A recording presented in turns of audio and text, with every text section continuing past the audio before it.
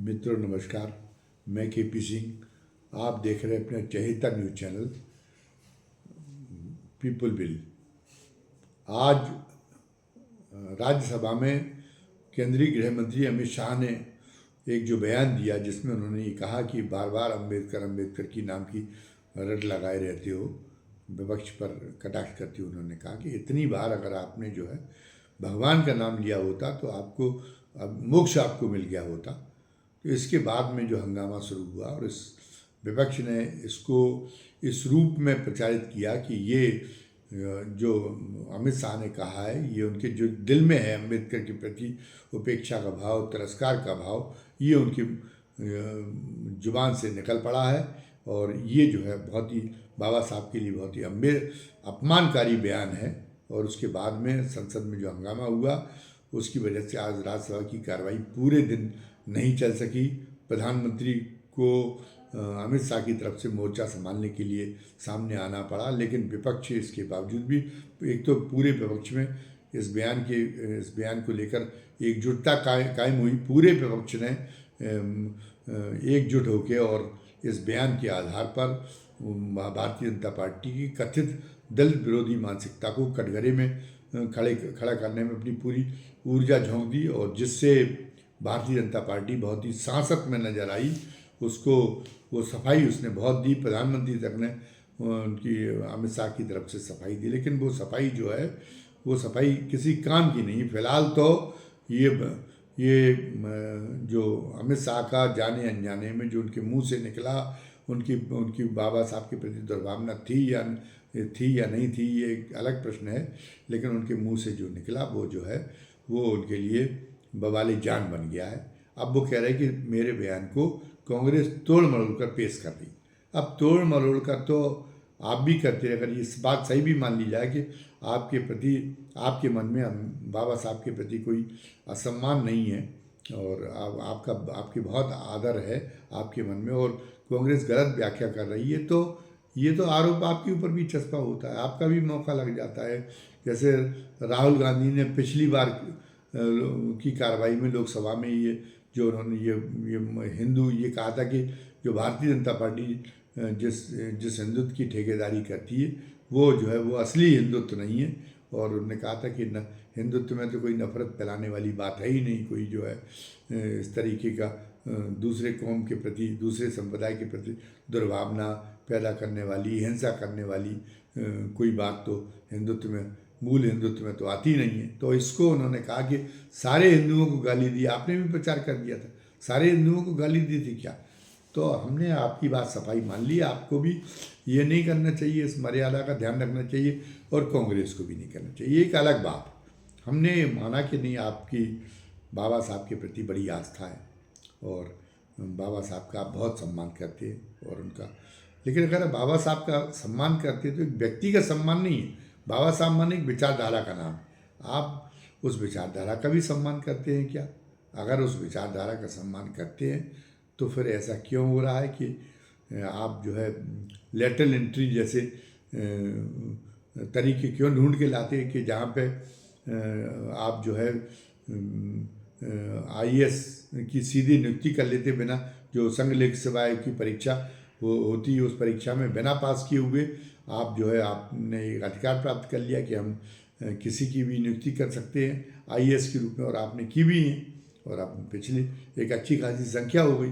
तो उसमें आपने आरक्षण पे गौर क्यों नहीं किया जो बाबा साहब की भावना के अनुरूप है? उन्होंने कहा कि जब सदियों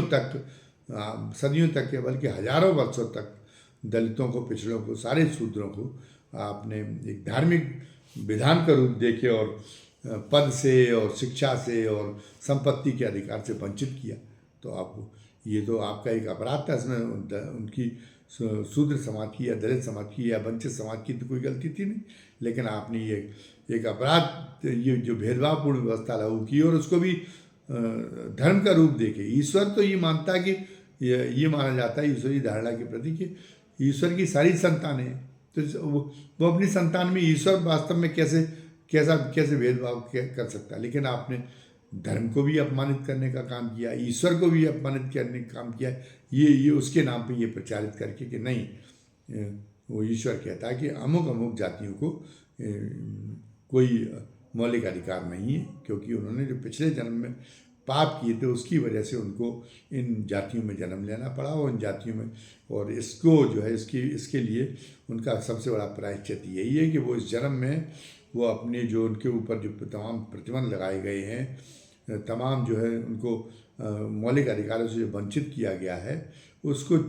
चुपचाप उसको सहन करें उसमें, और उसके तहत अपने जीवन का निर्वाह विनम्रता के साथ करें। उन्हीं प्रतिबंधों के तहत रहते हुए वो चाहे जितना भी कारुणिक जीवन हो, चाहे जितना वो दयनीय जीवन हो, ये सब कुछ इसको इसलिए करना है कि ताकि उनके फिर ये पाप कट जाए इस जन्म में। जब वो इस निष्ठा के पूर्वक वो इतनी निष्ठापूर्वक वो करेंगे तो उनके पाप कट जाएंगे, और पाप कट जाएंगे तो फिर अगले जन्म में फिर उनको जो है या तो उनको मुक्ति मिल जाएगी, और या जन्म में उसके बंधन कुछ बाकी रह जाएंगे तो उन्हें वो जो इसको कहते हैं कि वो एक सम्मानित कौम में उनको जन्म मिलेगा। वरना तो जो गरिमा विहीन जीवन जीने की स्थिति में जो उनको धकेला जा रहा है, वो उसमें कोई गलती नहीं है, कोई जो है अन्याय नहीं है, वो उनका जो है ईश्वर द्वारा प्रदत्त उनके लिए प्रताड़ना स्वरूप है। तो ये मतलब ये आप कहते थे कि धर्म के नाम पे आप ये कहते, तो बाबा साहब ने इसका, बाबा साहब का तो पूरा जीवन इसी व्यवस्था के प्रति विद्रोह का जीवन है। उन्होंने तो मनुस्मृति जलाई, जिस मनुस्मृति की आप आज आलोचना नहीं कर पा रहे। आपके जो समर्थक जजेज हैं वो भी कुछ जगह पे ये कहते हुए पाए गए कि मनुस्मृति पढ़ लो। अरे भारत का संविधान पढ़ें, भारत के कानून पढ़ें कि हम मनुस्मृति पढ़ें कि मनुस्मृति में क्या लिखी हुई। तो आज भी आपके मन में मनुस्मृति को लेके बड़ा सम्मोहन है, बहुत आदर है, और जबकि मनुस्मृति को बाबा साहब ने जलाया था, क्योंकि मनुस्मृति में भेदभावपूर्ण व्यवस्था का समर्थन किया गया, भेदभावपूर्ण व्यवस्था का प्रवर्तन किया गया। तो उसको उन्होंने, बाबा साहब उसके प्रति बहुत घृणा रखते थे, और बाबा साहब ने ये साबित किया कि नहीं, उनके अंदर ईश्वर ने कोई कमी नहीं छोड़ी थी। वो इतने बड़े विद्वता उनके अंदर इतनी बड़ी थी कि वो प्रतिरोध करके, उन्होंने प्रतिकार करके तमाम संकटपूर्ण स्थितियों का सामना करते हुए और उस प्रतिभा का प्रदर्शन किया, जिसमें उसका अवसर देने में उनको साहू जी जो वहाँ के राजा थे, तो साहू जी जैसे लोगों की जो है वो उनकी बड़ी कृपा मिली, उसकी वजह से वो कर पाए। तो फिर बाद में तो लेकिन उनके अंदर उस प्रतिभा का गला घोंटने का प्रयास किया जा रहा था, ये एक गलत व्यवस्था की वजह से। वरना तो इसलिए उनको यहाँ पे केवल, जब उन्होंने हाई स्कूल किया था तो केवल उनको मार्जिनल अंक मिले थे, 34% अंक मिले थे ज़्यादा। लेकिन चूँकि वो पहले अछूत थे जिन्होंने मैट्रिकुलेशन किया था, इसलिए उनका सम्मान किया गया था उस समय पर वही बाबा साहब अम्बेडकर जब वहाँ एक भेदभाव रहित व्यवस्था वाले अमेरिका में पहुँचे, तो अमेरिका में जो उनके अंदर की प्रतिभा थी, वो प्रतिभा का जो विस्फोट हुआ, तो उस प्रतिभा का जो विस्फोट हुआ उसकी वजह से आज ये है कि कोलंबिया विश्वविद्यालय के अभी तक के कई सौ वर्ष के इतिहास में ये लिखा गया है कोलंबिया विश्वविद्यालय में कि हमारे यहाँ जितने स्टूडेंट पढ़े उनमें सबसे ज़्यादा प्रतिभावान स्टूडेंट बाबा साहब अम्बेडकर थे। तो आप कितना, जिस व्यवस्था को आप जस्टिफाई कर रहे हैं, भेदभाव वाली व्यवस्था को, और आज भी आप ये बीजेपी धर्म के नाम पे जिन धारणाओं को मजबूत करने का काम कर रही, जिन प्रतीकों को मजबूत करने का काम कर रही, वो तो वही प्रतीक है कि वो जो सम्मुख वध का औचित्य ठहराते कि सम्मुख क्या था, शूद्र जाति में उसने जन्म लिया था, इसलिए उसको कोई अधिकार नहीं होना चाहिए था। आप जब एक शंभू की कथा सुनाते तो आप शंभू के वध को कैसे जस्टिफाई करते कि शंभू ने कैसे दुस्साहस किया कि वो भी पता चला कि वो दुष्कर्मियों की तरह सुबह ब्रह्म मुहूर्त में उठने लगा, उसके बाद में स्नान करने लगा, ब्रह्म मुहूर्त में स्नान के बाद में वो भी तप ज्ञान तब ध्यान वो करने लगा, उसके माध्यम से वो भी ज्ञान चर्चा करने लगा। तो ये तो उसने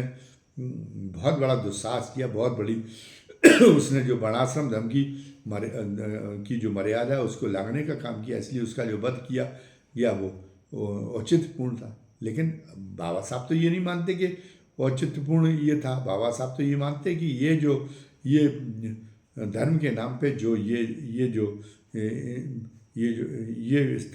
तरह की जो व्यवस्थाएं कायम की गई थी, ये व्यवस्थाएं बेहद दोषपूर्ण थी और अत्यंत निंदनीय थी। और इन व्यवस्थाओं को उन्होंने समाप्त करने के लिए जीवन भर संघर्ष किया। तो अगर आप कह रहे हैं, हमने मान लिया कि बाबा साहब के प्रति आपके मन में श्रद्धा है, अगर आपने जो शब्द कहे वो उनके प्रति कोई दुर्भावना से, उन शब्दों के अंदर उनके प्रति कोई दुर्भावना नहीं छुपी हुई थी, और विपक्ष खामखा की ये जो है व्याख्या इस रूप में कर रहा है कि उनके मुंह से तो जाने अनजाने में जो असली बात थी वो निकल गई। मतलब बाबा साहब के प्रति उनके मन में जो तिरस्कार की भावना, जो घृणा की भावना, वो निकल गई। हमने मान लिया कि हमने विपक्ष को उनको अमित शाह के साहब की सफाई को सही मान लिया, और हमने माना कि नहीं, विपक्ष जो है इस मामले में शरारत कर रहा है, राजनीतिक फ़ायदे के लिए ये खामखा में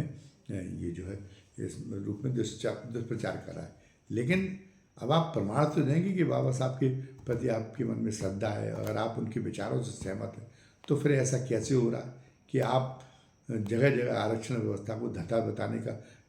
काम कर रहे हैं, जिससे आप जो विशेष अवसर के सिद्धांत की अवहेलना कर रहे हैं, और आप नहीं चाहते कि दलितों की बराबरी में हो जाए। और फिर आपके शासित जो राज्य सरकारें हैं, उन राज्य सरकारों में अगर, जैसे उत्तर प्रदेश का ही उदाहरण ले लीजिए, अगर कोई IAS और या IPS हो गया, तो आप मतलब उसको जिलों का जो चार्ज होता है वो आप नहीं देते। ये तो रायबरेली में राहुल गांधी ने कहा कि हमने जब दिशा की बैठक लेने के बाद अधिकारियों से परिचय लिया, तो हमें पता चला कि यहाँ तो दलित तो पिछले वर्ग के अधिकारी नगण्य हैं। तो आप क्यों है नगण्य है? क्या दलित तो पिछले वर्ग के अधिकारी क्या काबिलियत में कम है क्या? अगर काबिलियत कम होती तो फिर आप हिंदुत्व की इतनी ऊंची पताका फहराने में आपका कोई सवर्ण तो, जनरल कास्ट का तो कोई उतना सक्षम नेता आपको उपलब्ध नहीं हो पाया था। आपने उसी शूद्र वर्ग में से तो आपको मिला मोदी, जो मोदी जिसको आप इस बात पे गर्व करते हैं, और मोदी की आलोचना होते ही आप मतलब पता चला कि भड़क उठते, और आप बहुत ही असंसदीय शब्दों तक में और देशद्रोही ठहराने तक में संकोच नहीं करते जो मोदी की आलोचना करते। तो आप ये मानते कि मोदी में जो सक्षमता वो किसी में नहीं थी। तो अगर आपका सिद्धांत मान लिया जाए कि शूद्र में तो सक्षमता होती नहीं है, वो तो जो है ईश्वर द्वारा दंडित लोग हैं जो शूद्र जातियों में जन्म लेते, तो फिर आप मोदी का महिमा मंडन क्यों कर रहे हैं? फिर आप क्यों कह रहे हैं कि हिंदुत्व की रक्षा करने में आधुनिक भारत में कोई इतना सक्षम व्यक्तित्व पैदा नहीं हो पाया जितना मोदी तो आप शूद्र हैं, तो अब मोदी का आपका महिमा मंडन नहीं करना चाहिए। इस थ्योरी के हिसाब से तो आप मोदी का महिमा मंडित करके और एक धार्मिक अपराध करने का काम कर रहे हैं। चलिए, वो बात भी हमने छोड़ा, लेकिन अब आप बताइए कि ऐसा क्यों होता है कि उत्तर प्रदेश में जितने प्रोफेसरों की नियुक्ति हुई, वो सारे के सारे प्रोफेसर जो है उनमें दलित और पिछले वर्ग के प्रोफेसर नहीं। सरकार के सहयोगी दल की नेता हैं जो केंद्र में मंत्री अनुप्रिया पटेल, वो कह रही कि जो है जो आरक्षित पोस्ट हैं उनको समाप्त करने के लिए लिख दिया जाता है कि नॉट फॉर सूटेबल, मतलब आरक्षित वर्ग के तहत इसके लिए उपयुक्त तो उम्मीदवार नहीं मिले, इसलिए इसको आरक्षित करके भर्ती कर ली जाती है। तो आप जो आपकी धार्मिक व्यवस्थाएं जो कहती हैं, धार्मिक तो उनको कहना नहीं चाहिए, अधार्मिक व्यवस्थाएं, शैतानी व्यवस्थाएं जो धर्म का आवरण ओढ़ के ये कहती हैं कि नहीं, जो अमुक जाति के लोग, अमुक वर्ग के लोग, वो जो है किसी भी सम्मानित पद के अधिकारी नहीं है। पूजा विप्र सकल गुणहीना, शूद्र न गुण ज्ञान प्रवीणा। शूद्र कितना भी गुणी और ज्ञानी क्या ना हो, वो सम्मान का अधिकारी नहीं है, मतलब वो किसी सम्मानपूर्ण पद का अधिकारी नहीं। ये आप लगातार करने की बात कह रहे हो। जब से आपकी सरकार हो रही है, आपकी राज्य सरकार इसी को चरितार्थ करने का काम कर रही है। देश का सबसे बड़ा प्रदेश है उत्तर प्रदेश में, वहाँ तो ये खुलेआम हो रहा है। रायबरेली की बात का खंडन नहीं कर पाएगी, नहीं, रायबरेली में तो पर्याप्त संख्या में पिछड़े और दलित जाति के लोग हैं। अगर संयोग से ये था कि वहाँ दलित और पिछड़ी जाति के लोग नाम मात्र के थे, तो आप फिर कोई ऐसा जिला बता दीजिए जहाँ पे अगर ये केवल एक सहज तरीके से ये हो गया और आप कोई जातिगत आधार पे ये विचार करके नहीं करते, तो कहीं तो ऐसा हुआ किसी ज़िले में, तो आप जहाँ दलित और पिछड़े वर्ग के लोग 80% और 90% हों, ऐसा भी तो कोई ज़िला होना चाहिए। जब आप सोच के नहीं करते तो आपको अगर सक्षम मिल गए तो हो सकता है उस ज़िले में, जैसे आपकी केवल सवर्ण ही सवर्ण रायबरेली में नियुक्तियाँ हो गई, वैसे ही जो है केवल दलित पिछड़े जो शूद्र हैं वो केवल उस ज़िले में हो जाना चाहिए। लेकिन आप किसी ज़िले का एक उदाहरण बता सकते हैं। आपको आपकी यही अनुप्रिया पटेल लगातार मांग कर रही हैं कि आपने जब नियमित सरकारी भर्तियाँ समाप्त कर दी और आप आउटसोर्सिंग के जरिए और संविदा के जरिए जो है कर्मचारियों से सेवाएं कर्मचारियों की भर्ती करके उनसे सेवाएं ले रहे, तो फिर उसमें भी आपको आरक्षण लागू करना चाहिए। तो आप फिर उसमें गोलमोल जवाब दे देते। आप उन चीज़ों को जिसकी बाबा साहब ने वकालत की थी, जो बाबा साहब की भावना के अनुरूप है, वो आप व्यवहार में अमल में लाने का काम नहीं कर रहे। और बाबा साहब के इतने चाहते तो रिडल्स इन हिंदुइज्म, वो जो उसमें जो राम और कृष्ण का जो चित्रण किया गया है, वो भी आप राम और कृष्ण के बारे में जो आप भगवान का अवतार मानते हैं, उनमें वो उस बहस को भी आप जो है वो साहस दिखाएं कि वो बहस जो बाबा साहब ने छेड़ी रिडल्स जो में लिख के देख के इनके चरित्र के बारे में, उस बहस को आगे बढ़ाने का काम करें। तो आप बाबा साहब के कहाँ से हितैषी हो गए? आप केवल एक जो है एक मारीच बन के और एक धोखा देने का काम कर रही है। इससे तो बेहतर ये हो कि अगर ये बाबा साहब की जो हिंदू धर्म के बारे में जो धारणा है, वो अगर आपको रास नहीं आती, उनकी व्यवस्थाएं जो विशेष अवसर का उन्होंने सिद्धांत की जो वकालत की, वो अगर आपको चीज़ में रास नहीं आती, तो आप एक खुलेआम कहें कि नहीं हम इससे हम हिंदू समाज बट रहा है बाबा साहब की विचारधारा से, इसलिए मैं डॉक्टर अम्बेडकर की विचारधारा को नहीं मानते, हम तो अमुक विचारधारा को मानते हैं। और वो जो है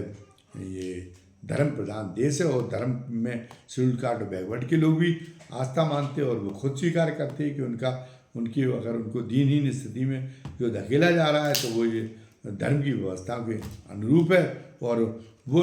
उनकी जो है उनके पूर्वज इसको स्वीकार करते रहे और वो भी इसको स्वीकार करेंगे, ताकि वो अगले जन्म में उनके ये इन पापों का नाश हो जाए और अगले जन्म में उनको बेहतर जो है उसमें स्थिति में जीने का अवसर प्राप्त करने के लिए किसी जनरल कास्ट के घर में जन्म लेने का अवसर प्राप्त हो। तो ये मतलब ये बातें भी कहें तो आप काम तो सारे के सारे बाबा साहब अम्बेडकर के जो है विचारों के अनुरूप कर रहे हैं। उनके विचारों को तो आप उसमें तो दम भरना नहीं चाहते और आप कहते नहीं बाबा साहब की हमारे प्रति श्रद्धा नहीं। तो ये तो बहुत ही कपटपूर्ण, बहुत ही धूर्तता का आचरण है। अगर बाबा साहब के प्रति आपके मन में कोई श्रद्धा है, अगर आपकी ये बात सही है कि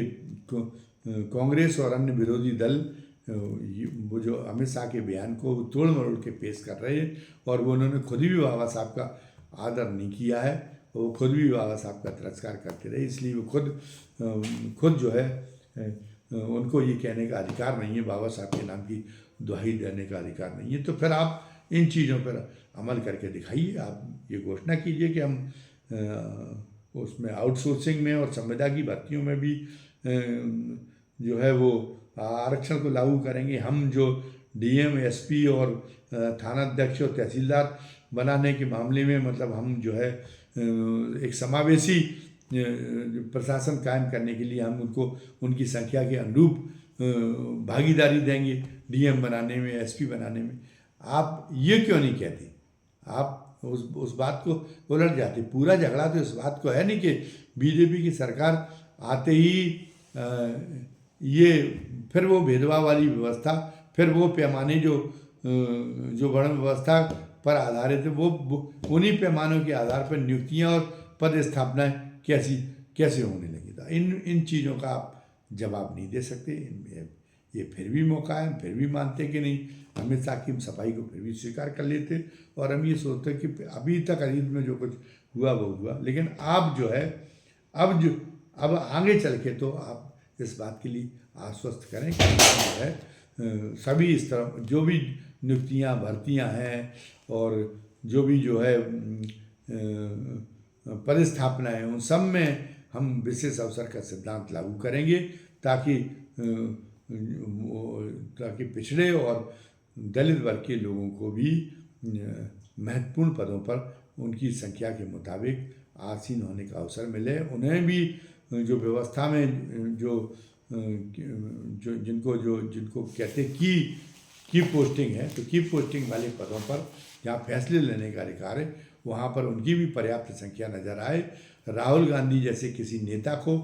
हम ये अपनी सरकार में ये आरोप इस आधार पर हल्ला करने का मौका नहीं देंगे कि भारत सरकार को चलाने वाले केवल 90 सचिव हैं और 90 सचिवों में बैकवर्ड कम्युनिटी की केवल 3 लोग हैं। हम ये इसका अवसर किसी राहुल गांधी जैसे किसी नेता को नहीं मिलने देंगे। ये आप आश्वस्त करें, मूल बात तो यही है। और अभी तक जो हुआ, आप उत्तर प्रदेश की सरकार को निर्देश देने का के लिए अमित शाह कहें कि हम उनको निर्देश देते हैं उत्तर प्रदेश की सरकार को कि वो आरक्षण की व्यवस्थाओं का ईमानदारी के साथ में पालन करे। और जिस तरह से कांग्रेस के ज़माने में होता था कि डीएम और एसपी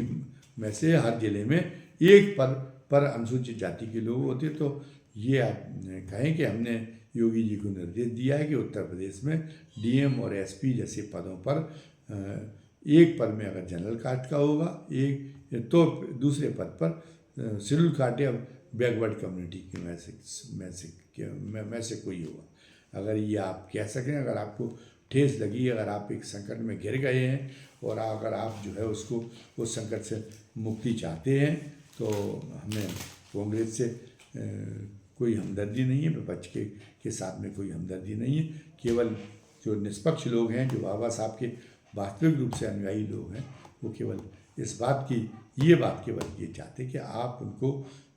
आश्वस्त करने के लिए इस बात की वचनबद्धता जाहिर करें कि आरक्षण का के नियमों का पूरी ईमानदारी के साथ में पालन होगा,